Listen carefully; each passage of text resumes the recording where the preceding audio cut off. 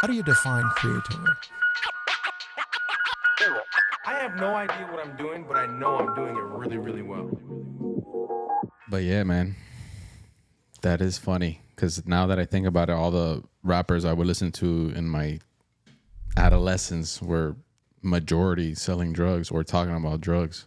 Mm-hmm. Yeah. So that had to have influenced my subconscious somehow.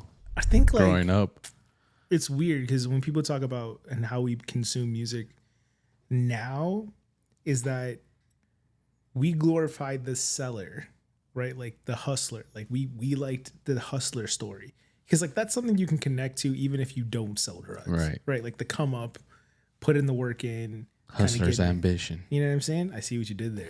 You're good. You're good. And then you can like connect to those songs.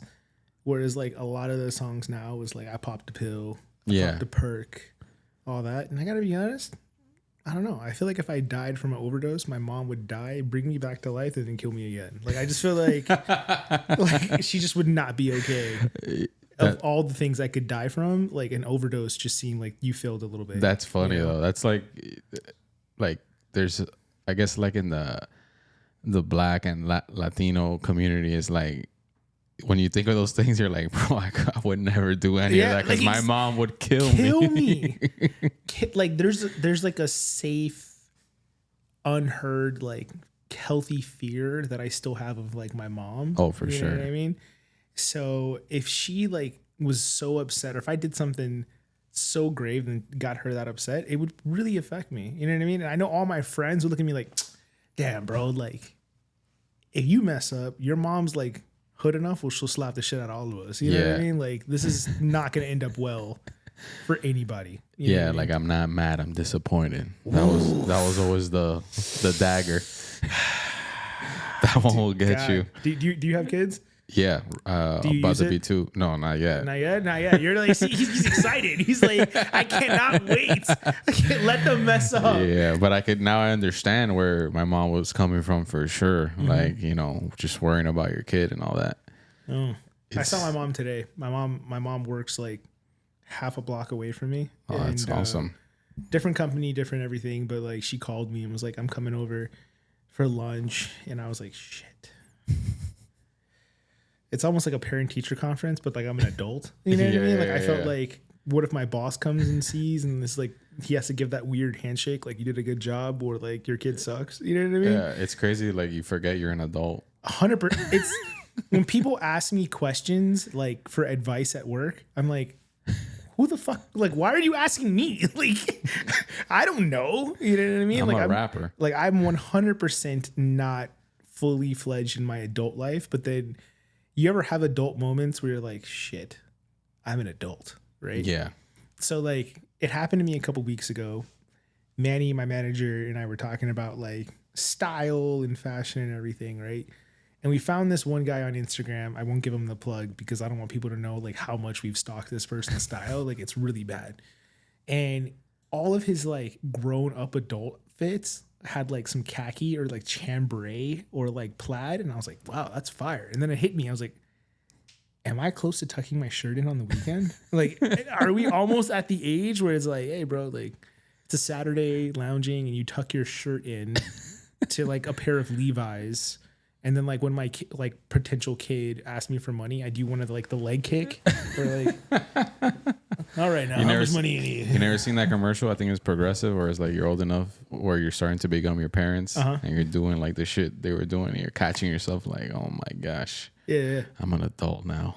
What's like one thing you didn't think you would adopt from your parents as a father of a? You said almost 2, right? Yeah. So like now that you're like a full blown adult with a child, what's something that you're like, shit, I sound just like my parents? Oh man. I mean, she's still young, but for sure, like, you know, in Spanish, when you're younger, your parents are like, ten cuidado, like, be careful. But, you know, they say it with that extra, ten cuidado, I'm telling you. Mm-hmm. And now I catch myself saying that shit on. Where before I was like, come on, man, ain't nothing going to happen to me. And now I'm telling my daughter, ten cuidado. Like, you might fall there. You know, you might do this. You might do that.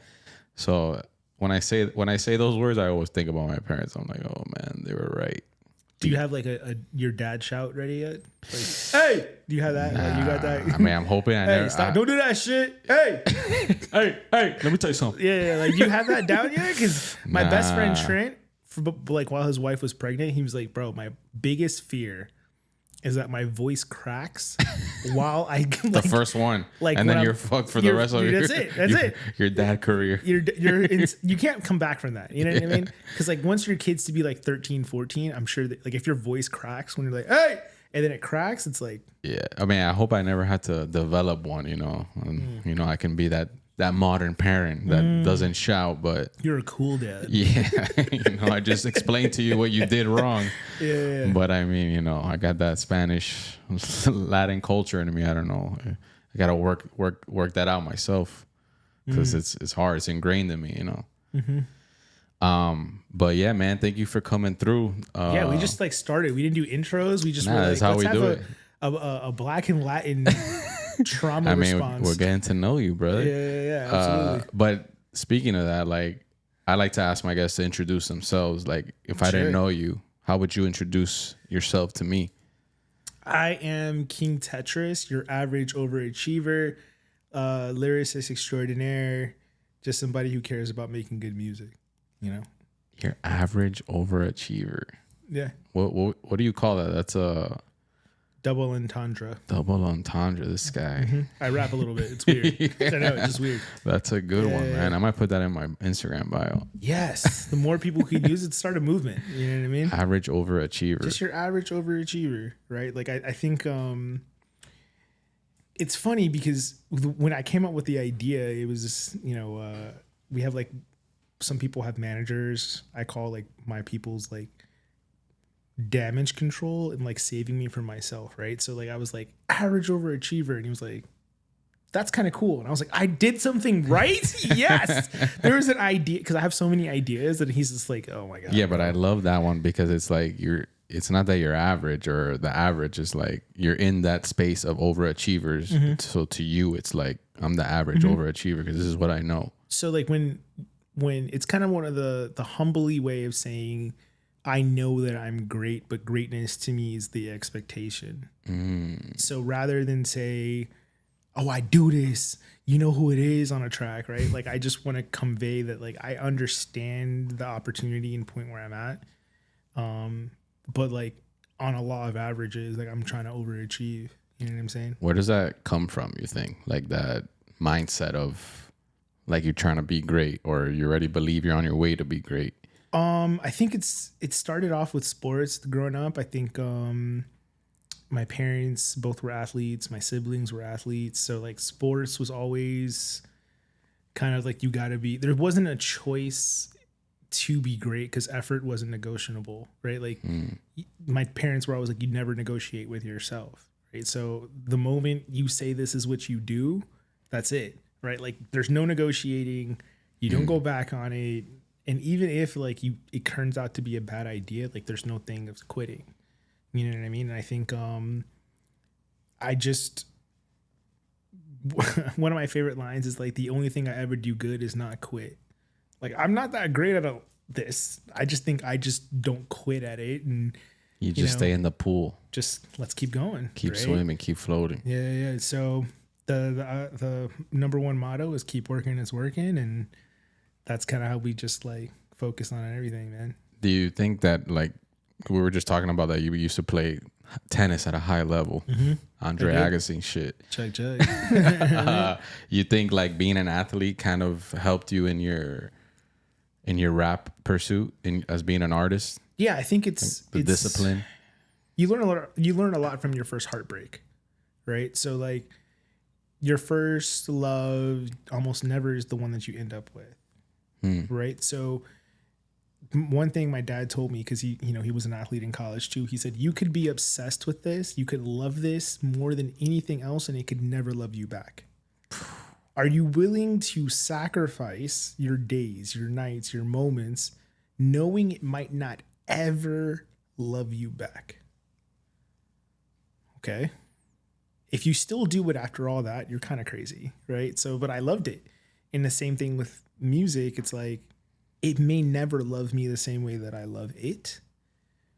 But that's kind of the cool part, right? Like, it's the journey, it's the process, right? There's a lot of ups and downs, and you just don't negotiate with yourself and just have fun with it, right? So, like, definitely the heartbreak the first time around with music. I mean, I'm sorry, with sports, and then kind of like figuring out that I was more than what that was, right?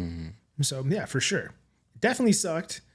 Junior and I, like, one time we talked about it. It was like, I got to a point where like I just couldn't get better. Like, no matter what I did, I just couldn't get better. How did you recognize that? Like, how did you know? Or was that you knowing where you were like, I just can't get better?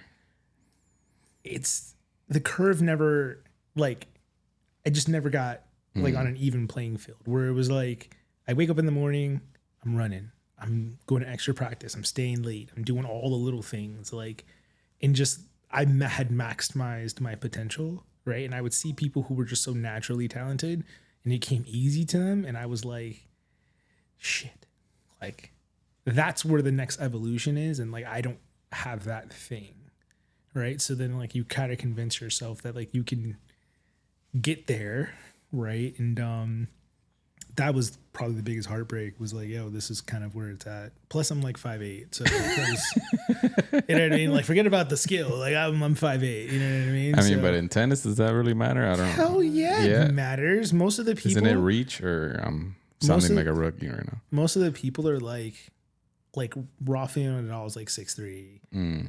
Roger Federer is like 6'3". Pete Sampras was like 6'4". Agassi was like 5'10", but he was a freaking ape. There's like nobody else who's been like his stature that's been a big dog. And for women's tennis, it's different. But most of the people are like really huge humans. And I just eventually, on a long enough curve, like me being black and being fast, like it didn't work. It just wasn't enough. You know what I mean? I mean, pickleball's making I am legendary. I will talk shit to Gladys on the court. I don't care if you're 70. Okay. Gladys. Get this work.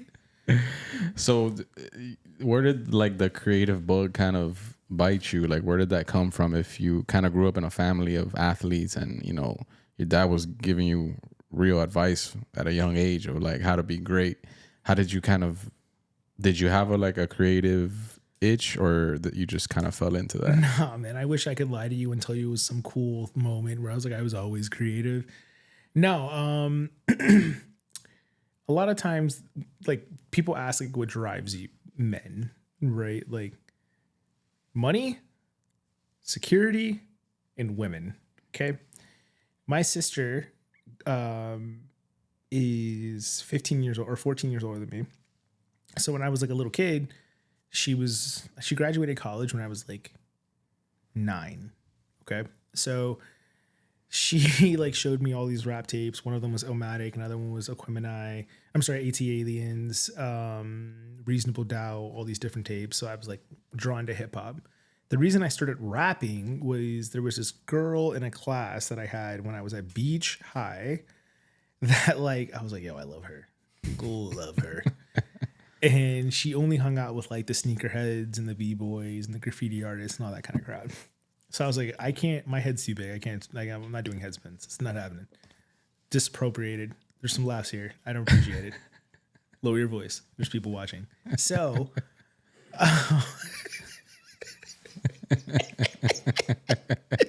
so breakdancing was pretty much out for me. I don't have a steady hand for graffiti. And then I just started writing raps, and then I just started to get really good at it. And I found that like, because my family's from Alabama, like we're black, like plantation black. Like we are Southern black. Like I can trace my roots to like that. Right. But the environment that I grew up in was like 98% Hispanic or white. Mm-hmm. Whereas like hip hop gave me an opportunity to participate in black culture in an environment where like I would have not had an opportunity to find myself, right? Like in that environment, grew up playing tennis, you know, I don't pretend to like be something that I'm not. I talk proper. I'm not something crazy. It's just that gave me an opportunity to participate in something that they said that like wasn't necessarily for me. You know what I mean? So like that's where the love of it comes from, was like, okay, well, I don't really have the opportunity to have this voice naturally. So this is my opportunity to do it now. You know what I mean? So did you felt like a little insecurity in school with like kind of maybe being seen a certain way just because? Well, like I wouldn't call it insecurity, but it was more so like a reality. It's just that like I was different. You know what I mean? Like I knew that it was different, right? So even when I went to Columbus, it was like one of like 2 black kids in every class, right? Like it was just kind of what that was. And I definitely was not rich enough to like pretend like I was rich enough, you know what I mean? Yeah. Just because of the environment. So you just got to find the balance. So I wouldn't say it was insecurity. It just was like, this is what makes me me, and just be cool with it, you know? So what were you rapping about when you first started writing? Oh my God. I'm not proud of this. Agassi? I'm not proud of this. I was rapping the most aggressive gun shit, drug shit, I'll fuck your bitch shit, like of all time, with my little high pitched voice and no facial hair. And I would jump in ciphers, and that's what I did. Like that's just kind of the bars that it was, right? And like we joked off camera, it was like I wish I could like rap like West Side Gun or like Young Jeezy or Jules Santana and like a sprinkle of the whole 9. Maybe even Stove God. That might be a little too drug. What do you think, Manny? It's too far? Okay, I'll pull it back a little bit. Pusha T, Jules Santana, maybe even like old school Fat Joe, right? Where like I just loved drug music. That was just who I was. Never did drugs. Weird. Never sold drugs. Weird. So like it came to like an impasse with my sister being like, hey, let's go to this concert, because she was 3 grades older than me. She's like, hey, let's go to this concert. I love Pharrell. It's NERD and the Neptunes. The opening acts was Kanye West and Rihanna. And I was like, oh shit. And then I saw Kanye, and then I was like, oh, all right, like this is different. And then that was in the Kazaa LimeWire era. And like we're out here downloading Kanye, ruining, giving our computers like sexually transmitted diseases, like making sure who broke the computer. You know what I mean? Like that was who I was. So Kanye was like the movement. And then, because up until that point, like if you weren't drug shit, it was like you wore those like weird funny hats, like no disrespect to like Black Thought and Common, you know exactly what I'm talking about. Like those weird like hello sister hats, you know what I mean? Like that you smell like cocoa butter and shit. Like that's like wasn't who I was. So the Kanye movement definitely changed. And then Lupe came, and then like that opened the door, and then I just got exposed to such different types of music being in Miami. And my parents listened to funk and jazz and a little bit of rock, but like hanging out friends' houses, like Junior's peoples, like was like one of the only peoples my friends. I'm sorry, my mom let me stay over, which was weird because like my mom doesn't speak Spanish and his mom doesn't really at the time didn't speak English. And she's like, let me talk to his mama. It's like, I don't know how you're gonna do that, but like they just knew. Like it just was the funniest thing. They like were like, okay, cool, like this is cool. The first time I had pastelitos at his house and shit, it was great. Damn, shout out Junior's mom. But then like she would play like salsa and shit, like salsa. He didn't like that one. He's like, why you talking about my mom? Yo, chill. This isn't my podcast, all right? I'm just saying, like Mom Dukes definitely like put me on some good music, salsa, all that other stuff. And then growing up, it goes back to you guys parenting though. When you guys were talking about being different races and everything, but raising your kids the same way. Right. So our moms couldn't communicate, but they could through the mom energy and the vibe. So they felt it. Yeah. So when did you start like realizing like, okay, maybe I'll take this rap shit more serious than just writing rhymes? 3 years. 3 years ago. 3.5 years ago. So like I guess like right after towards the end of quarantine, I just was like stuck in my house all the time. I always rapped. Let me be clear. Like I always rhymed. Not well, but like I always rhymed. And then quarantine happened. I dropped a project called Out of Tokens and did really well. A bunch of freestyles that are on SoundCloud that I actually come across like recently, right? And I was like, oh shit, not bad.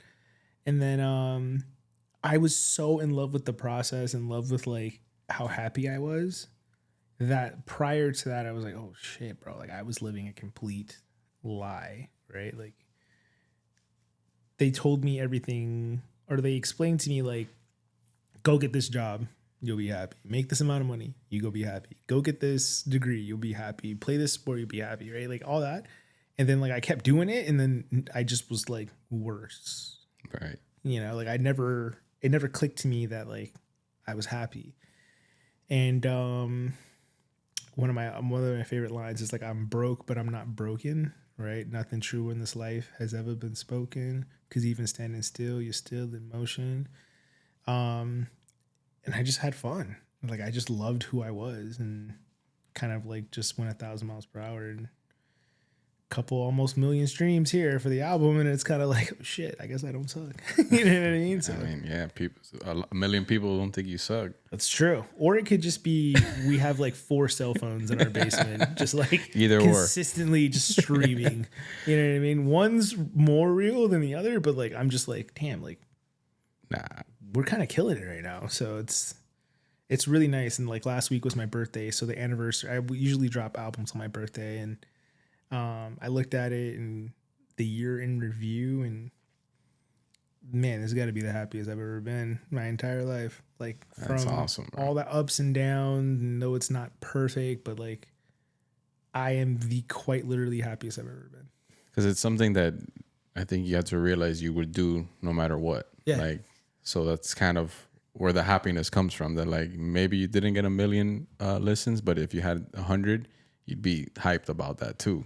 These are exactly the days that I prayed for, right? Like when Out of Tokens came out, it did pretty well on SoundCloud and like Bandcamp. And then I was at like, what did Gary say that we started off at, like 50 or 100 monthly listeners, something like that? Like 50, or I think we had 50 monthly listeners. Okay. Just think about this. So I was geeked at 50 monthly listeners. 50 people decided that I didn't suck or thought I sucked. One of the two. I don't know. Not enough information. Until like when we dropped the album, the last album, we charted on iTunes charts at number 2. No indie, no extra anything, just people like us pushing the envelope, doing ads, doing all this stuff. And then to almost like 15,000 people monthly listeners.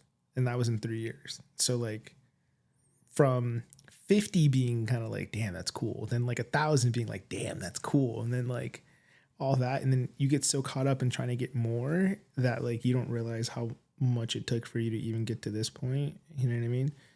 You work out, right? Can you tell, dude? 75 hard right now. But I get with that analogy. Yeah. You know what I mean? So like you don't just start day one and take your shirt off and just walk around. You know what I mean? Hey, you have to work up.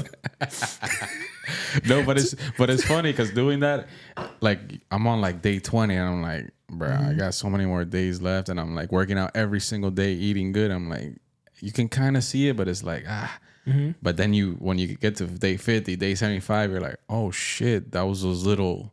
Ladies and gentlemen, you just gotta follow him. No, please Okay, don't. you will see the before and after pictures. Oh my god, it's just one, He will bro. post It was just one. reels about how much he's enjoying getting abs. I'm gonna be honest.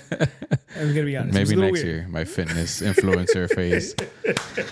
I was like, all right, cool, bro. Podcast, abs, cool, man. You know what I mean? Kind of rhymes. Good for you. That's funny, dude. But so like you were talking about your influences, Kanye heavily, Lupe. Yeah. Did you have like influences here in Miami? Oh, I'm so happy you said that. So for me, my friends and I talk about that all the time. I am like the ultimate Pitbull fan. Like the ultimate. You're preaching to the choir here, fan. brother. Junior had a blue Ford Ranger, pickup truck. And he got like the Kings of Crunk mixtape. Okay. There's a song on there, track 16, Pitbull's Cuban Rideout. Okay. Classic. And I'm like, damn, who is this? Right? Like, y'all blow Joe when we blow Crippy, but brother, there's no difference because I was like, damn, he flowing.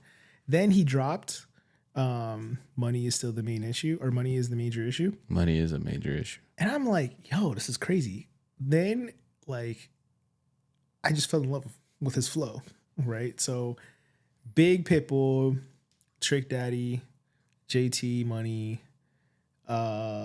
Piccolo, how even Old Lunch Money.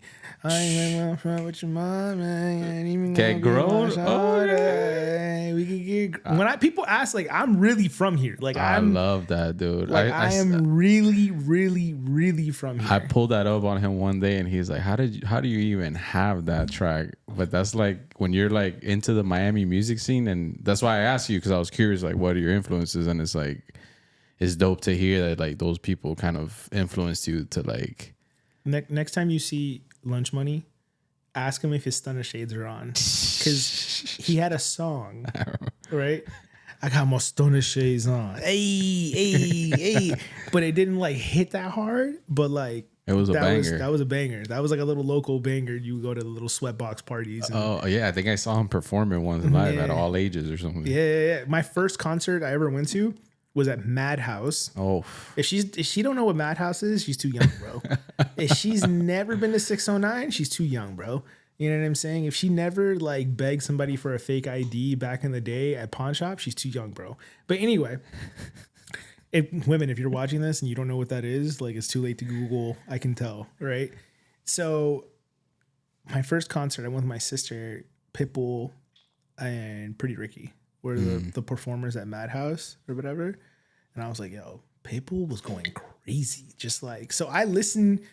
So when people ask me like, why I wear so much Miami vintage, why is always something Miami on me, is because like when you listen to my music, you would not necessarily correlate that with being from Miami, but the bars, it's all Miami. Yeah. I'm so Miami like I say bro and like I say a lot of Miami in my raps, but I'm just such a fan of the movement. Like there's so many great artists that like people don't really know about from South Florida. Like, oh my God. So one of my first B-boy jams, I saw Recognize perform, right? And at the time it was like Recognize, Serum, Parabel, H2O, right? And then like I got a chance to, what's wild is that like I have Recognize his phone number in my like phone, which is wild. Yeah. And then like you would go to Vagabond back in the day and it was like Artificial, Cool Kids, Mayday, all that, like all those like indie bands kind of coming through or whatever. And then like the next level was like the underground hip hop, you know, now it's like Shoddy, Mowgli, myself, Shadow League, a whole bunch of different people that are kind of like making waves or whatever. So I just think that like I love South Florida music and I always try to put on for sure. I love that. Yeah, and like, you know, because I started DJing super early on, so I was kind of like indirectly but directly in that scene of like Pitbull coming up and doing street team, and like I just loved seeing like everyone was so hungry and helping each other, this and that. You think there's that now here in Miami? Is there like a rap scene? Like Manny, should I? So the way movements happen is it's multiple people moving. I think that like there are some people who have affinity and want to help others and some people who don't necessarily want to, right? Whereas like we've been at the point where it's like every show that I have, everybody else should show. If you have a show, I should show. If anybody, like, it didn't matter where, what, when, and how, we shouldn't ask. We're all part of the same scene. I think that there is a very vibrant underground hip hop scene here, right? But like it's in pockets, right? So like, unfortunately, unfortunately, I do believe we could be higher and more like prevalent, right? Like Shadow League just opened up for Conway, right? There's been Shoddy's opened up for Freddie Gibbs and a bunch of other cool people, right? Like we've done some really great shows, had a whole bunch of sellouts, and then it was like the crowd, we don't see a ton of people in the scene all the time, right? So I think that it's warming up, right? Like warming up, but I wouldn't say it's there just yet. But there is a very vibrant, like I would say like Mowgli and Shoddy are just incredible. Like they're like some of my favorite rappers. Like period. Not even just from here. Like they're really. And there's like a collaborative, at least scene of like you could go maybe not have a direct song with someone, but you could go to the studio, kick it, shoot each other ideas, write rhymes, or kind of vibe. Like I think so, yeah. I feel like I was just like a fly on the wall, but I would be in the studio and you just see there's people always circulating, people always hanging around, people always like chopping it up, and then like they're in that session over here, but then you're in that session, then you kind of switch over, then this guy brings food, and then it's like there's always like a vibe of just different artists. So I would love to see something like that. Where I record at, a lot of people in the scene record, but it's more so like it's my session. The room's probably this big, right? Like it's not as advanced for collaboration as we'd like, but we collaborate with tons of artists here locally though. Yeah. That's dope. So like you usually kind of you're in the studio by yourself or with your team making music. How do you, what's like your writing process? Like how do you come up with your rhymes or songs? So or vice versa? I don't know how to say this. I'm like, I kind of have to get yelled at a little bit. You know what I mean? Like someone's got to like yell at me a little bit to be like, what the fuck is happening? And then I'm like, all right, cool. It's kind of like, that's kind of how I've always gotten motivated. But like, I try to write every single day, right? And just get out my emotions. My DJ, my guy Iconic, he produces a bunch. I have my guy Mighty Healthy, he produces a bunch. My guy Backpack, he just did a song with Ghostface and Kanye. He's done a bunch, right? So like Phallic, he's done a bunch. So like we just try to get beats, right? I'll come up with a lot of ideas, and then like the team as like a together will kind of say, all right, well, you got to get pulled back here, right? Or you should focus in on this, or try to switch this flow up, right? I think like historically bars have never been the issue, right? Or writing bars has never been the issue, because I think I'd be like, I would write some shit, I'm like, damn, I'm clever as fuck. And then but like I needed to add structure. I needed to add like something else. And that's why in essence we didn't drop a project on my birthday this year. It was kind of like we have music, but it's like, okay, well, is this going to be the point where people see we took a turn for the better or a turn for the worse, right? So like that's kind of what's kind of going on. How do you know, like you said, like sometimes you have to get back here. Like how do you know what here is? Like how do you kind of stop yourself? I don't know if this happens, but like this happens to me with like other things, whether it's DJing or like even when I'm doing my graphic design, like kind of getting influenced, even if it's subconsciously, by like I'm just into like this style right now. I'm like into this vibe, and like maybe I'm trying to push it on it being my vibe, but it's like, is it my vibe, or am I just like fucking with this shit I've been seeing? And then it's kind of derivative, like getting away from my essential, like what I do. So how do you kind of like not get caught up in like outside noise, I guess? How to stay grounded 101. I think it's, you said that you told your daughter, right? You're like, cuidado, right? You got to have people that are going to tell you to be careful, right? And kind of help you with guidelines. And I think so much of having a good team is them reminding you of what you're good at, and then helping you work on what you're not. So that's something that I've been very comfortable with, just from that's why the sports thing kind of works out. It's like, if I suck at something, let's go practice it, right? And even if I want to try stuff, let's try it, right? If I don't execute it, that's kind of on me, right? So like the whole thought of getting better, all that, that's kind of the team, right? So I'm pretty good at having blinders on, right? I kind of know where I kind of fit. And over the past like 6 months, I'd say, there's been more fun in the music. Like because I'm happier, right? Like, so there's more fun. It's more digestible, right? Because I'm having fun. So I just think that as long as I'm having fun and it's like a direct reflection of what's happening in the moment, everything else will be fine, right? So like I don't need it to be perfect. It just needs to sound like it's me, right? So like, do you have I don't want to say a ritual, but maybe something that you always do to get in your vibe, or do you not? Or you just like show up every day and put in the work, or Yeah, is it's there like the gym. It's, right? Even if you don't feel like it, let's go get it done, you know? And I think for me, how I typically write rhymes is I'll listen to the same beat for like a day because I take the train to go to work. So I'll listen to the beat all day. Then I'll get home. I'll listen to it again. Then the next day, I'll listen to it again. And then if like, even in my subconscious, like I need to write in my subconscious because like I'm super complex in my mind where it's like, I'm trying to do too much. Write in my subconscious and then like have my lyrical exercise. And then if I'm so obsessed about this one beat and one concept, then let's write it. And I'll go ahead and write it and then practice it. Record it once and it usually sucks. And then the second time around, it's like, oh, I got it. I get yelled out by coach like, this sucks. Damn it. You're off beat. And I'm like, well, I don't know the raps just yet. And then like the second time, it's like, all right, I never doubted you, buddy. You know, so just listen to it a bunch, fall in love with it, and wear it like skin, and kind of stand on that.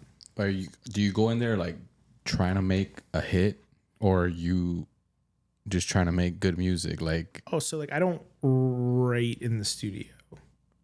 Yeah, but so like right, I'm saying like, but in general, like, I guess the question is, how do you kind of stay grounded into what your sound is versus trying to like, quote unquote, make it, like get that commercial success? I'm going to be honest with you. I'm more than happy selling out. I'm going to start that left. I want to make sure it's on the record. I am more than happy to sell out. Okay. Like if there was an option and if I could sell out yesterday, I want to be clear, Manny, sell it out 100%. Okay. This is no, like, I just want to do it for the love. I want to be very clear and concise here. I'm selling out. I'm getting extra guac at Chipotle. We won't know that I made it, but there will be signs. Okay. Let's be clear. If I could have had like multiple hits by now, I would have been out with the Black Macklemore. Like, let's go do it, bud. Okay. Gym Class Heroes. We'll start a group with Chance the Rapper and Childish Gambino called Black Rappers. Let's do it. You know what I mean? Like, I am totally okay with that. I think the point where we're at is just like making music that's honest, that people can gravitate towards. We can't dictate what pops and what doesn't pop, but like just being honest and living on the track and with my honesty. And if that works, great. But if someone in the universe, I'm putting this out there, has a way for me to sell out, there will be signs. I'm going to be honest with you. Okay. There will be signs. I'll go like, you might not see me, but I'll be like in Dykeman. Okay. I'll be in New York. I'll be off Dykeman. Right. I will be like eating at Gecko. Right. Like I will be doing the most extra Miami-ish on the planet. Okay. So I just want to be clear. Let's not, I don't want you to think I'm not selling out.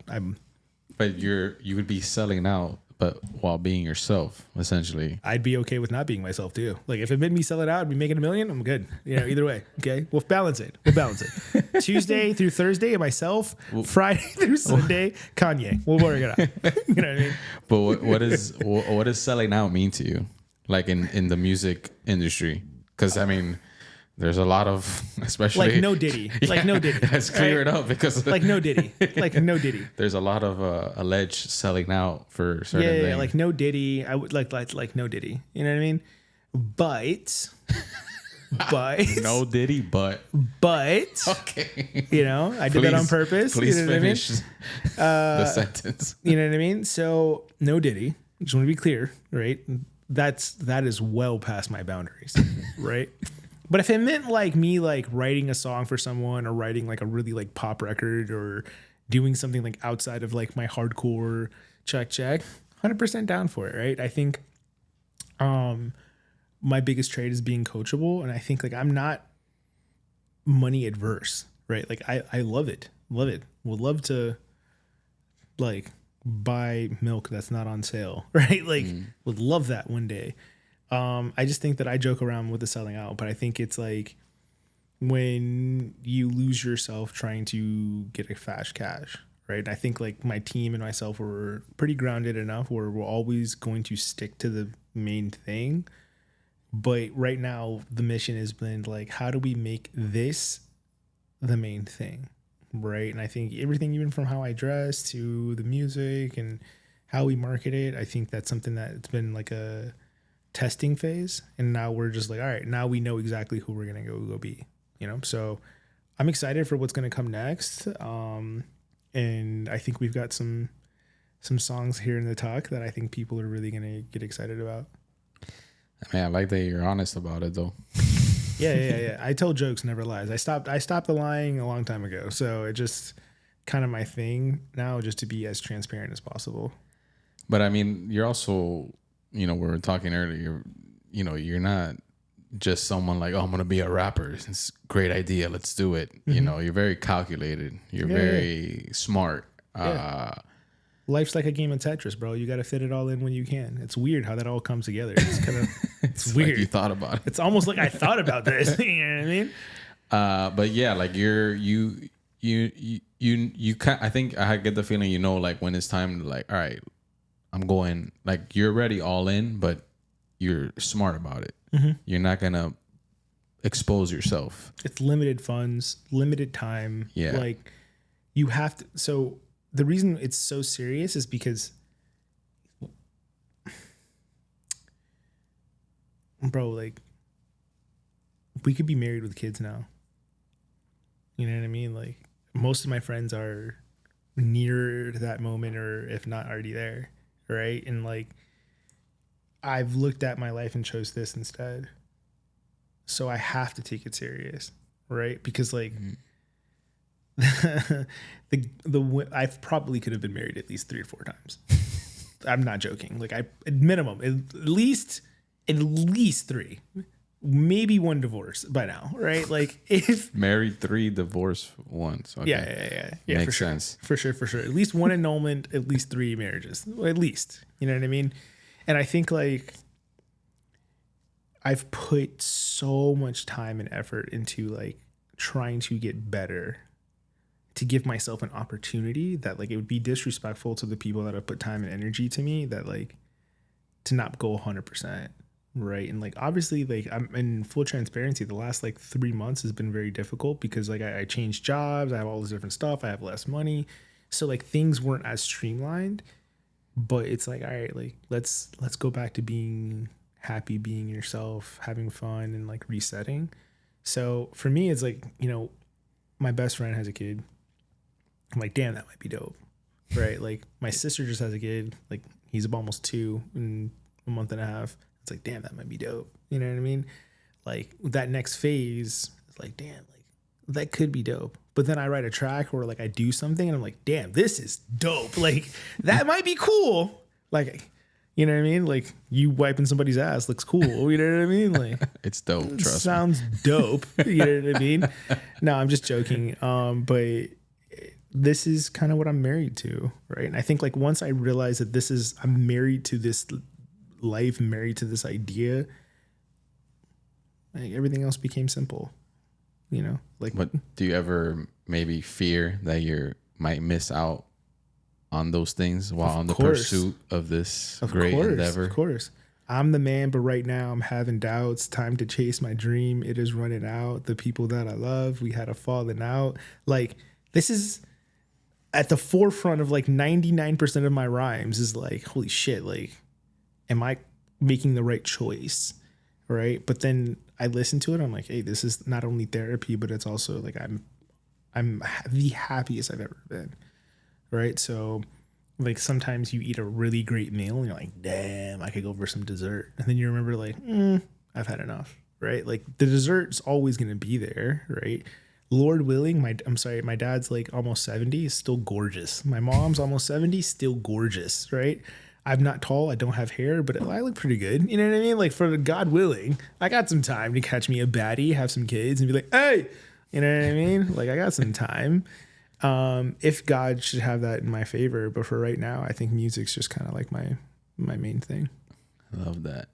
So how do you kind of spoke about your team. Like, do you have people around you that kind of guide you in like the business side of things? Yeah.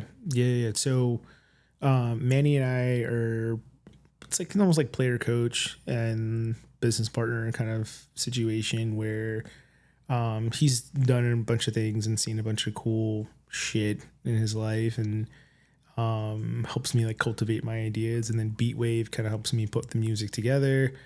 The team and my friends kind of help remind me to stay grounded. So it's a full life cycle situation, but everybody kind of plays their role pretty well.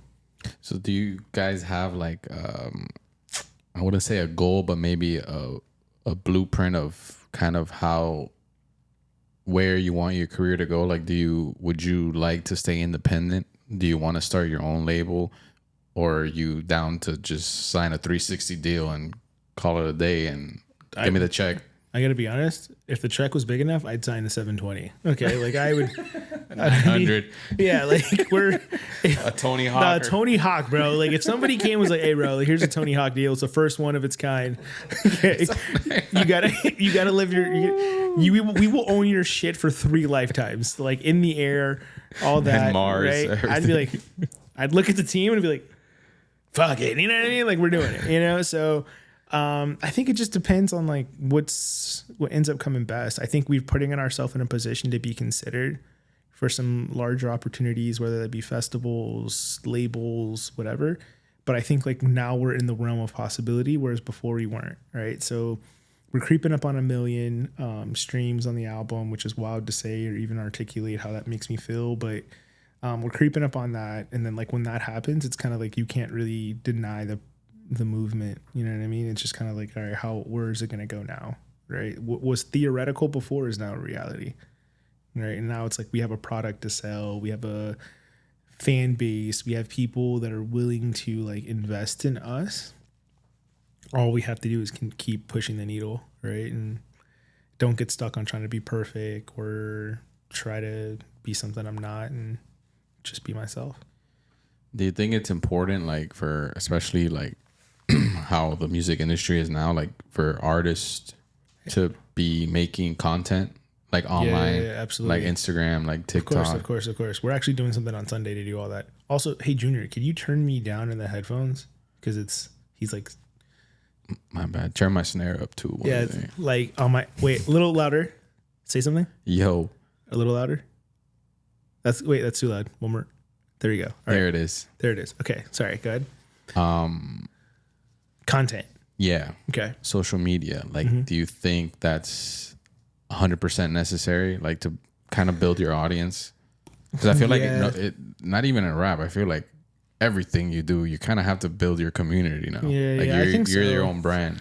I think like the thing was, I think we kind of, I don't want to say it like this, but I think we kind of took this year just to get better at music, to be able to push a product that's digestible, right? So we have plenty of content. I think it just was like, we didn't expect Peace and Blessings to do as well as it did. No, we'd be lying if we said we did. And then when it did, it was like, we've got to make a concerned effort to make sure whatever we do next, whatever content, anything, doesn't matter. Like we have to elevate. And I think like we just took 10 months to kind of figure out what's the best way to build that strategy, build the music, build the brand, everything from I'm dressing differently, I'm holding myself differently, how to engage with our audience. And like we have a great guy, shout out my guy Gary, who's defining what our audience is. And it kind of took like a year for it to kind of figure out what that is. And now we're just going to go directly to that consumer.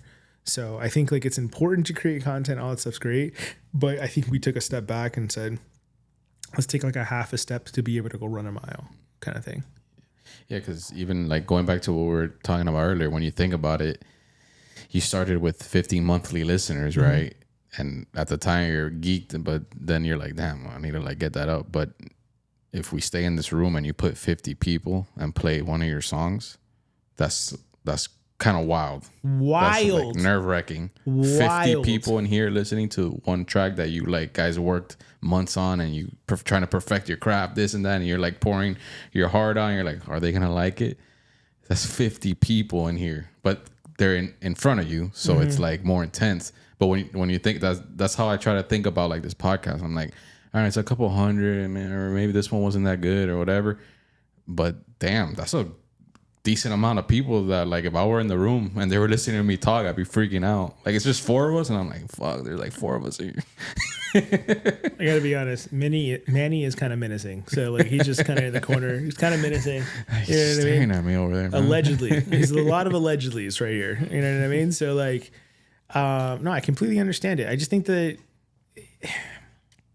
I'm not someone that gets super nervous to like perform. I think that, or gets nervous to kind of rock. I think it's like I asked for this, right? So like if you're half as good as like you think you are, you should be fine, you know. And I think we've done some pretty cool stuff in this past year in radio, being acknowledged by some of the cool people in South Florida. From, you know, when the album dropped, we had an opportunity to meet Timbaland. You know, we got some love from Scott Storch. We got, you know, some write-ups, you know, a lot of local love and some national coverage. So it's just been like, I know that we're close.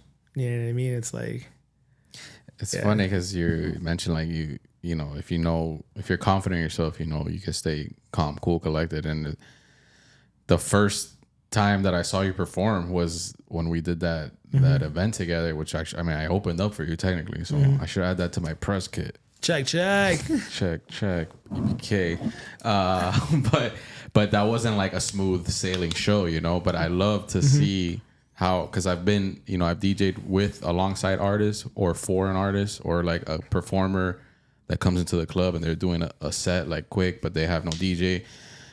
So I love to see when things aren't perfectly laid out for you, how artists react and like what they do. So it was like, I love seeing how you guys were just like, yeah, man, we'll do this right here. Or like, oh, it's one speaker, cool, man. Blah, blah, blah, blah, blah, blah. Yeah, it was like no big deal. It was a work, because like I literally jumped off a flight. Yeah, that too. And like jumped off a flight from Atlanta, rushed there, changed everything, and was like, fuck it, I'm here. Let's go. Right. The way I see it is like this: you can only control one thing, your effort and your like outlook, right? Your mood, right? So like it's like, it wasn't ideal, right? But that's why I say the sports thing comes in.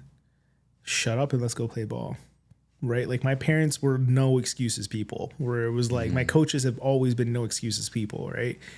My dad used to say, like, if this is what you like to do, this is what you love to do, who cares? Who cares who's it's against? Who cares if they suck? Who cares if they're great? Like the number in front of their name doesn't mean anything. Like it could be from here to a stadium, right? Like if this is what you really call yourself liking to do, let's shut up and go play. We'll worry about the details in the back, but let's go rock, right? And it was not ideal. There's a lot of things we could have complained about. Like even our own effort, like could have been much better. But I think like just shut up and let's go play. Right. And I think too many people think that they're bigger than just that. Right. It was a learning experience for a lot of people. So it was like, are we just going to not rock? This is our thing. Right. Like, I love that. Yeah. This is my thing. I love to do this shit. But when Junior and I were talking before, it was like we used to rock on corners and ciphers, and I would rap at parties and rap in whatever time somebody wanted to rap. He would call me and be like, hey, like, let's just go fucking go after it. Didn't matter. When I was in high school, JanSport book bag, 3X tall tee, Jabot jeans, white on whites, right? Like I was on the corner with rapping with people that I probably shouldn't have been. Probably could have gotten got a couple times, not gonna lie. Shout out to God and karma there. Why the fuck was I at some of those places? But I just like to rhyme. So if you keep the main thing and keep it simple, right? Like a game of Tetris, it gets complicated until you get to the bottom line, right? So like there's a lot of pieces that move around, a lot of blocks, a lot of things. But once you get to that bottom line, you score points, right? So like it's almost like I've been working on this whole Tetris thing. It's just weird. Like it's weird, you know what I mean? But it's funny because I've been in clubs where a lot of artists, not a lot, but they're like, yeah, I'm not gonna rock, or like on that, you know who I am vibe. Or like why is this shit not to my liking right now? So like I'm just like, you're lost. Where like you guys would have rocked it like just with the mic, or no mic, He would have just fucking shouted your rhymes. Yeah, I would have rather. Manny is probably cringing, and that's why I haven't looked over there and stuff, because he's like, so it's so funny. The duality of like all of the personalities in our group is like, my guy Iconic is like the silent assassin, where like he will just like fucking ruin your day, like just with honesty, just like what the fuck, right, like all that. But he's just because he's so passionate, right?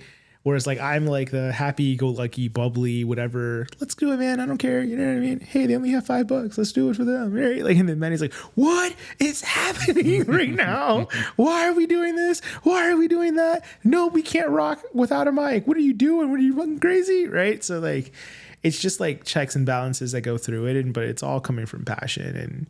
And like I said, like I hope to make millions of dollars off of this, but I gotta be honest, like, if that doesn't happen, I'll rob a bank and, we'll just rap for the rest of our life. You know what I mean? I'm just joking. You thought I was going to go somewhere else. You did. You thought I was going to go somewhere else. I know you did. You can rap about that. Yeah. But like, no, I would do it for free, and I absolutely love it. And that, like, my dad told me this recently, and I'm bringing up both of them because like my dad told me he was so like hard to read as a child, right? As most dads are, right? Of that generation. It's like, you kind of have to deal with grunts. Like, it's like, "Hey, Dad, you proud?" "Yeah."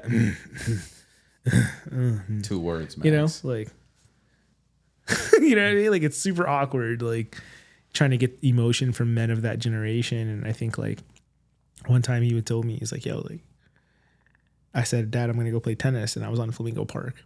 And I said, "Hey, you should come." I didn't see him. Didn't like know he was there. He didn't tell me he was coming for sure.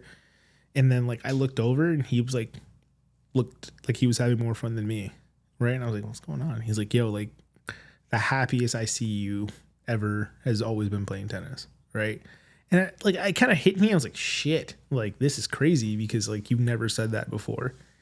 And then recently my mom, I mean, like most black moms, if I tell your black mom that you're going to rap, it seems like a bad choice. You know what I mean? All right. Specifically, like you send your kid to private schools and they grow up playing tennis, and like your parents are like Ivy League graduates and stuff. Like just telling them that you want to rap seems like a tough thing to digest. Right. And if you had the opportunity to meet my mom, how like Junior and Manny have, like, and you saw her, you would be like, "How the hell did you tell this woman?" Right. Like, she's like Obama-esque. Like she looks like that. Presidential. Right? 100 at all times. Literally at all times. I called her the other day. I was like, "Hey, you want to go to dinner for my birthday?" And I gave her like a 30-minute head start. She looked like she was a mannequin of like some Nordstrom ad or something like that. Right. That's who she is. She didn't get it. Like I think that she thought I was going to be somebody that I wasn't. And then like on my birthday, she was like, "This is the happiest I've ever seen you. I'm just really happy for you." And I was like, "Shit, man." Like, so I really feel like some of the best moments of my existence are things that I had such like a up and down relationship with, whether it be music or with tennis, like the validation and like the words that I needed to hear, I've heard recently. I was like, "Hey bro, like she didn't get it." Like most of my friends are, like I said, they're going to like galas and fucking city functions, and like they laugh at jokes like ho ho ho ho ho. You know what I mean? Like that's kind of like Lupe Fiasco. Yeah, like 100%. You know what I mean? Like, and what's weird is y'all know those people in Miami that are like, Yeah. you know what I mean? They wear like loafers on the weekend, and their wives are all named like Valerie or That's my Maria. Is it? We Is don't it go really? to galas, dude. Is it really your wife's name? Valeria, yeah. Yeah. Well, no, like that's close. That was a wild guess. That was Like, a wild guess. I haven't been invited to any fucking galas, dude. What's going on? I'm in the wrong crowd. Holy shit, fuck me. God damn it, Junior. God damn it, I'm never getting invited again, bro. I'm never getting invited. That was funny. But like that, or kind of the same energy, or they all like dress exactly the same as like every other girl from South Miami, and they have like a friend that always does something illegal or drive like all the same cars. It's like the same Miami like prototype. Like, where'd you go to school? I went to Lourdes. I went to St. Brendan, the private school mafia crowd, right? And say a lot of bro, like bro, like, yeah. Like, Wow, bro, that's good. Like, yeah, yeah, no. You know what I mean? Like, that's that. And he knows. So it's just like, I'm just finding my own speed and enjoying doing it. And I can't wait to see what happens next. And like I said, even if it doesn't work out, I can only say this was the happiest time of my entire life. I mean, that's what it's about, man. It's always funny that usually the moments you're the most happy or living your best life, as they say, is like doing things that like you would just do on a Saturday as a kid, or like you would do regardless if you were getting paid. But it's like, it's the cliche thing, but it's like for a reason. So I think like what's kind of funny is that like most people, they meet me, they for some reason think it's an act, or that I'm not like this positive or this like bubbly or happy or whatever. It's just that it's that same moment you have as a little kid when you watch like a little kid like having fun, right? Where they're laughing, they're smiling, they're really enjoying themselves, and like because they're not worried about anything else, right? And that's kind of how I've always been with this thing, right? Like I've always liked sneakers, I've always liked vintage, I've always liked like culture, right? And now that I'm older, I just have an opportunity to kind of live out on it. And man, like if I could just go back and, like I said, I had like a struggle with being honest, just like with myself. So like when pieces didn't match, I would just lie to myself about it. And now I'm just super authentic and just like, I can breathe really, really easy. Right. And so like when I write these rhymes, it's like, damn, I'm being super vulnerable, super honest, but I'm having a lot of fun. Right. Like Manny and I, we fight over one record. Right. And I just hope that record is the record that blows up. I really hope, I want this on the record, that this is the record that the world remembers me by. Okay. And that like I get to tell him for the rest of our lives that he was wrong. Okay. He has not been wrong yet. Okay. But I'm 100% certain this is going to be the one that's going to be like, damn it, you were right, bro. You know what I mean? So it's just like, let's have some fun doing it. You know, like let's just like let things happen, be organic, be your most true self, and watch it work. It's like someone just decided when you become an adult, like all the shit that you're into and all the things you love to do, and this, like, yeah, no, you can't do that now. Mm-hmm. Like, no, that's when you were a kid. Mm-hmm. Now come be an adult. Yeah, like I don't know what that like. But I don't know that no one really decided that. Everyone kind of, society was like, yeah, I mean, it makes sense. You gotta grow up. Bro. It's not society. What do you think it is? Black and brown moms and dads. Because you got to think like they taught us how to do everything except be happy. Right. So like the goal was like to keep us alive, out of jail, out of doing fucked up shit, to provide opportunities that they didn't have. Right. So if their entire lives were focused on survival, right, they don't know how to teach you kindness. That's actually the last thing on their. That's 100%. If it's even on their list. Right. If you told your dad right now you were depressed, what do you think he would say? Exactly. We're saying it right now. He's like, depressed? What? Nah, bro. Go get a drink. Go run. Go do whatever, bro. Right? Yeah. Like that's not even something we talk about, right? So like if going against the grain, right? Almost all of my Black and Hispanic friends that are creatives, let me rephrase, that are creatives, those were struggle conversations with the parents, because it's like, how do you explain to the rest of the world that like you sacrificed all this and like your kid's trying to do something when we set you up to go do that, right? Like it's actually like probably the most ballsiest conversation you can have, because it's like, yeah, like coming from Hispanic or Black or immigrant families, it's like my family came over here. The whole point of coming over here was so me and my sister could have a better life and do these things that they would never have the opportunity to do. Mm-hmm. And I'm over here like, yeah, I'm thinking about moving like to the other side of the country to be a DJ. Yeah, that's a good idea. Yeah. And they're like, what?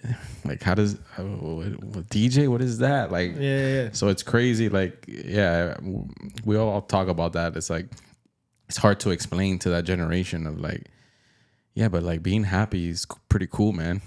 I would say so. You know what I mean? I think we're gonna live a lot longer because. And like, I would make an we're argument happy. that when you're happy, you have more drive, more energy, more all these things to like put into whatever that thing is that's making you happy, and in turn will make you successful. Facts. Like I've been up since 6 a.m. Got in the car, went to work. After work, I'm here, right? I don't feel like I'm working because I love to do this. And I think like the conversation I had with my parents around just like the music was very difficult because they didn't get it, right? And then when we did our album release party last year and hit number 2 and all this cool stuff started happening, my mom had left me a voicemail, and it's on the album on Bend Don't Break, which is probably like my favorite song I've ever done. Yeah, I would say Bend Don't Break, Please Please, US 1, definitely US 1, Pick Up the Phone, coming soon. I'll tell you, I'm gonna play the song afterwards just so that way like you can hear it as a DJ and impartial. Right. I want you to be impartial. Okay. But yeah, Bend Don't Break's probably my favorite. And she left me a voicemail being like, hey, how's it going? I ran into somebody and, you know, they were asking me, what about your album? When is it going to come out? And like super interested. And I was like, a year ago, you would have never been, you know, even engaged at all. And like, whenever she comes to a show, she's like front row with her little auntie gang, my little, I call them like my Nordstrom aunties, right? They all like look like Stella got their groove back and like, or, what was it called? A Medea family reunion or something like that. God. Tyler like, Perry. Some Tyler Perry movie. Bro, like my mom and her friends could be like the cast of like a Tyler Perry movie called like, I don't know, Chitlin Circuit. Shout out to like Little Brother or something. That was the only thing I could think of. But like that because we're from Alabama, like the Chitlin Circuit. But like that's how they like look. So I mean, it was tough. But I mean, you lose relationships. Like I said, like I could have probably been married a couple times. Probably, and been a very different lifestyle, and always would have thought what if. And like I said, if it never works, it wouldn't be for a lack of effort, right? It would just be because like it just didn't work, because I love it. Like I would do it all day, every day. Nah, I mean, as a father now, I understand, because you just worry so much. Like you don't, like, it's not that like, why are you gonna be a rapper? That's stupid. It's like, fuck, that's hard. And like, I don't want you to fail. But there is that moment where, like, I think that kind of happened with my parents, where they see, like, all right, man, this guy's pretty serious about this. Like, he ain't playing around. Mm-hmm. And they can see some reward kind of coming through, and they see your happiness, and they're like, all right, man, maybe it's not so bad. You know, he's a good kid. He's doing what he loves, and he has a roof over his head. All right. It's true. Bro, I went from living in a beautiful high-rise apartment in Edgewater, driving foreign vehicles, woo, popping bottles weekly, sheesh, copious amounts of women. Check. Yeah, I mean, no big deal. You know, I am a baddie. Doing all that and being like, yeah, I gotta have some more money to do this, right? And like completely changed. Like I literally drove the Jeep that my dad drove, then gave to my sister. My sister gave it back to my dad. My dad gave it to a side chick. My dad then got it back. I didn't see that one. Took it back from me. Gave it to me. And then like when I got the car, it's a 2002 Jeep, to the point where like just recently I had to get a new car. And it was like, to start that thing, to start it, you had to like get a jump, leave the car running. And if I was there for like 2 hours, we're just leaving, just leaving it running for those 2 hours. And like the air conditioning wouldn't work every once in a while. I would like drive to work shirtless. Like that was like a thing. And, you know, just all about what you're willing to sacrifice. But I feel like we're moving. You know what I mean? The movement is moving. So, what do you think would be your, I don't want to, maybe not dream feature, but, or an artist you would love to either perform alongside or go on tour with, or like, oh yeah, my dream feature, or my dream song, or song, even better, would be Lupe, Action Bronson, Pitbull or Ace Hood. Wow, that last one was a curveball. His double entendres, his wordplay is nasty. Cashing out, man. So like for me, the first two for sure, I could be like Action Bronson and Lupe would be because I when I mean like I love Action Bronson. I see a little Action Bronson in you. Is it because I'm wearing a hat like this? Is that where it's at? Because it's exactly where I got it from. I'm gonna be honest. I stole it directly from Bronsolino. All right. Is it also because I'm chubby, or is that I just said a statement. just because dude. you've done a fucking 75 days sit up shit? You don't have the audacity, the unmitigated gall to talk about my gut. No, all right. it's that right there. Is that your vocabulary and the way you express that vocabulary into your. You're not coming back from this. I'm gonna be honest. You're not coming back from this. All right. It's I the almost beard, said you're dude. dead to me. It's the Okay. beard, dude. I don't recognize you without the beard. No. Okay. There. I hate it here. So, Action Bronson for sure. Lupe. I fucking love Griselda, bro. I love West Side Gun. I fucking love Benny. I'm actually like not the biggest, like I like Conway, but like if I like Conway on their songs, right? Like I don't really digest his music as well as I do theirs. I fucking love that like type of music, right? Gosh, let's see who else do I would just like. Let's see. God, Freddie Gibbs, hell, Chance the Rapper, Childish Gambino. I know I was joking about Macklemore, but I feel like him and I would do like a thrift shop part 2, right? Like I'm not that would be mad my at thing. that. That would be like my thing, you know, because he likes cardigans. I'm wearing a cardigan. I just feel like we could just cardigan it out. You know what I mean? Brofest on cardigans. Let's see. That's a long song. No, I'm just saying like those are people who I would like to like collab with. Hey, let's lower your voice. All right. We're all watching. Okay. Is this where you want to be when Jesus comes back? Oh, man. Joe Dirt. I knew he would get that one. I knew he would get that one. Yeah, so those are people that I would say like off the top of my head, I would be like, this would be sick as hell. Definitely like Dream, Lupe in Action Bronson. Because like I think my rhyme patterns, I gently have taken, I would say it would probably be Lupe, Kanye, Nas, and Jay-Z. So I love soul samples, like love. Give me a funk and some soul samples, I show out. Whereas like, you know, Action likes those like super drumless beats. That's the only thing my voice isn't going to pierce those, but I like some Action Bronson shit. That'd be great. It's a dope combination of artists. I think it kind of sums up your influences, like from all pockets, even like Pitbull right there, just super Miami over Chico. everything, bro. Miami over everything. You know what I mean? If when I get big and famous, I want to get that like tatted, like how like Thug Life is. You know what I mean? Like I just want to put Miami like with a fraction sign over everything. You know, like the world, and just like kind of have a new thing, and that'd be like my whole new thing. You know what I mean? Maybe watch, you know, private school kids like get Miami over everything to help them with their math work. Who knows? You know what I mean? Just be weird. I wore this paid and date shirt for you, dude. I'm gonna be honest with you. I would love that shirt.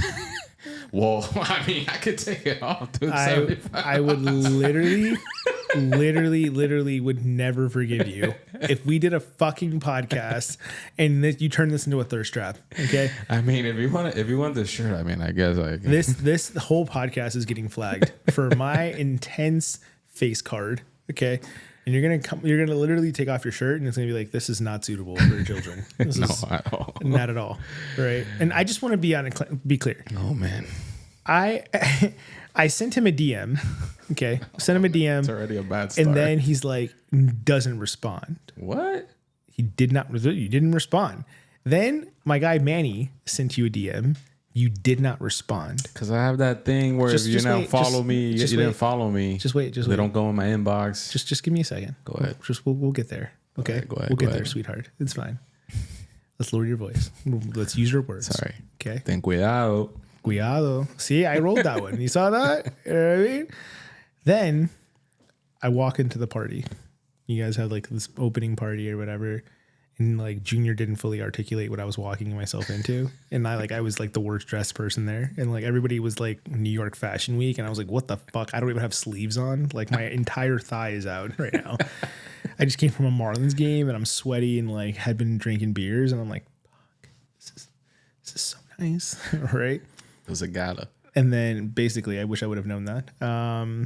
And I walk, Junior's like, hey, bro. I can't do my Junior voice yet. I can't do it. Give me a second. Junior's like, bro, this is my boy. He's a DJ. And I was like, what's up, bro? And you were like, you're Tetrus, right? That's how you talk. I want you to know that. Was I on shrooms or something? Yeah, that's exactly how you speak. Tetrus, bro. See, that wasn't even you acting. That was like a real life thing, right? I'm just telling you, I'm not saying that's what you said. That's what I heard. Okay. Let's be very clear on that, right? So I was like, yeah, I'm Tetrus. And you were like, your manager hit me. And I was like, yeah, we've been trying to get on this thing for like a while. And he was like, I saw that you knew Junior. But you didn't say anything else after that. You just paused for like 30 seconds. That's all you need to know, brother. You know literally Junior? paused for 30 seconds and just stared at me as I'm staring up at Junior because he's like 6'12", right? And I'm looking at him and I'm looking at you and you're like, look at him, look at you. And I'm like, yeah, I know Junior. That's why I'm here. And you're like, I wanted to wait until Junior said that you were cool, man. I was like, all right, cool, bro. Like, Junior, like you literally are looking at him. Like, I wanted to make sure. Junior, tell me, dude. Yeah, I'm leaving. I'm looking at him, and then he's silent for like 30 seconds. Oh my and I'm like, can you say something, please? Like, can you vouch for me? He was like, yeah, I told him that you were my brother. And I was like, cool, man, sick. And now look overalls. At us. Yeah, sick overalls, right? And now look at us. Look at us. Look at us. Who would have thought? Who would have thought? Not me. Okay, not me. Well, on that note, I'll leave you with one last question. Mm-hmm. What does creativity mean to you? Oh, man. It's almost like I should have been prepared for this. I think it's the vessel in how you navigate life.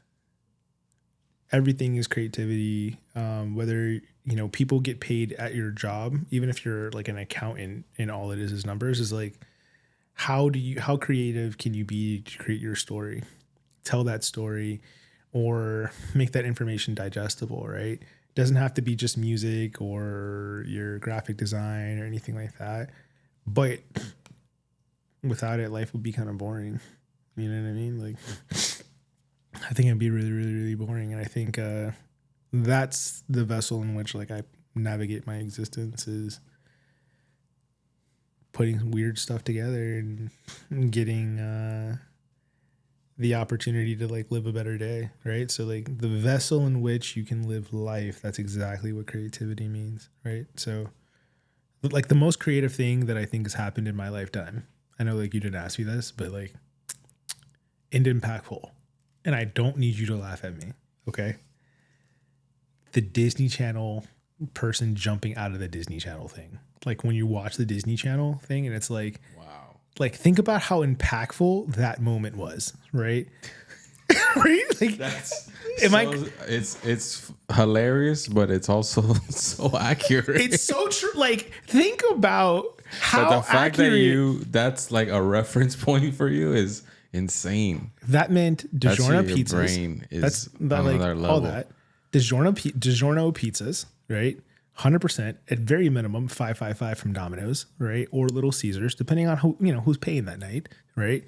And then it's like Disney Channel original movie. And next thing you know, there's like a little blonde chick, an Asian guy, a black guy, and a white guy. It's the colors of friendship. It's like literally being creativity. Wow. Jumping off the screen, right? Like if we just did more of that, the country would be fixed, right? If you, me, Junior, and Manny all just jumped out of something together,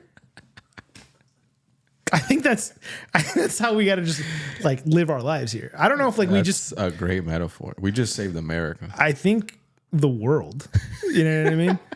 Like I think that's kind of like how like we talked about a lot today. Junior's family helped me to understand pastelitos. I still don't know how to order them. And like, I feel like anytime I go to a bakery, there's different numbers for different people and different price points for different people. Right. Like I walk up and I ask for something and they tell me it's $20. The guy next to me is like, I know Kinsey, right? That's 15. Okay. Why does he pay 15 and you got the same thing, right? Just you go to a Jamaican spot, you ask for the rice and gravy, but if they don't know you or you don't have an accent, you're not getting the rice and gravy for free. Right. What we're doing here, bridging the gap. Okay. Bridging the gap. I think we should call this episode Bridging the Gap and Thirst Traps. Right. Like, just because I want to be like respectful of you. Just, well, like, it's fine. We'll talk about it. You know what I mean? It's fine.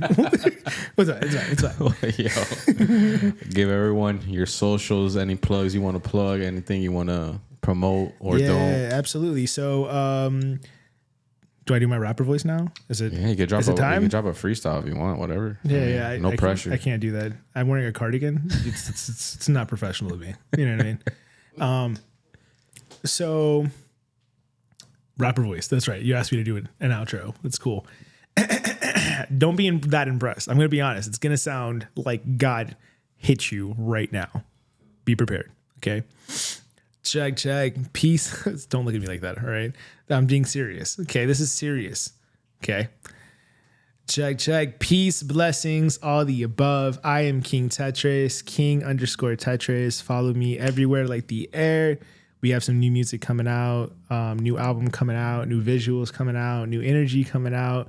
I appreciate you for having me, and looking forward to whatever the world brings. So, but first, before we end, congrats to y'all. Like, you're providing a dope place for people to be creative, a dope place for people to have a voice. And I think so much of what Miami is like just people who are super pretentious, right? And this is like the antithesis of that. Like, it's just a complete opposite. Let's be who you are and welcome it. And I think y'all have something very, very special here. Thank you, bro. But you keep your shirt on, though. I gotta be honest here. Okay. Gotta be honest. The sponsors, you guys want them. I'll try. Okay.